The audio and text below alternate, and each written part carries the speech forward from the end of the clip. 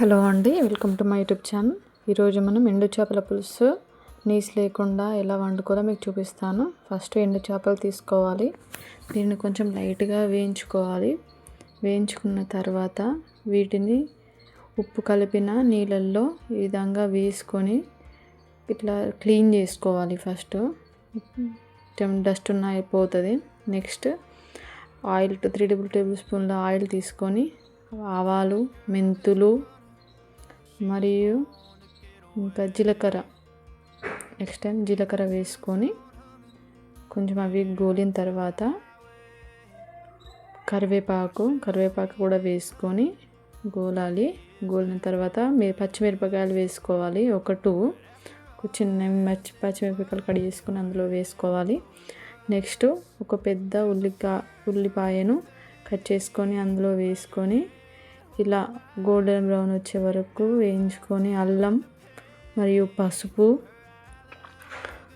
ఒక 1 table spoon పసుపు కూడా తీసుకోవాలి. తీసుకున్న తర్వాత రెండింటిని కలపాలి. కొంచెం అల్లం కొంచెం పచ్చి వాసన పోయేంత వరకు వేయించుకొని ఉంచాలి కొద్దిసేపు. తర్వాత మనం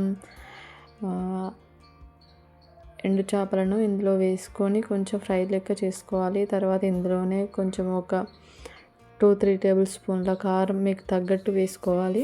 వేసుకున్న తర్వాత ఇందులోనే ఉప్పు కూడా వేసుకోవాలి.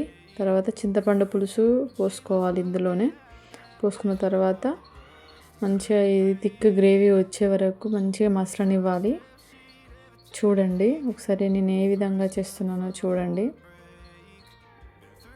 ఇలా మసలి థిక్ గ్రేవీ అయిపోయింది కదా. ఇందులోనే ధనియా పౌడరు, కొంచెం జీలకర్ర మెంతుల పొడి యాడ్ చేసుకోవాలి. జీలకర్ర మెంతి పొడి యాడ్ చేసుకుంటే చాలా బాగుంటుంది. ఈ కర్రీ హెల్త్కి కూడా చాలా మంచిదండి. మీరు కూడా ఒకసారి ట్రై చేయండి, చాలా బాగుంటుంది. ఒకసారి నా వీడియో కనుక మీకు నచ్చినట్లయితే ప్లీజ్ లైక్ చేయండి, కామెంట్ చేయండి. మీరు ఏ విధంగా చేస్తారో కూడా నాకు కామెంట్ చేయండి. Please do subscribe. Thank you for watching.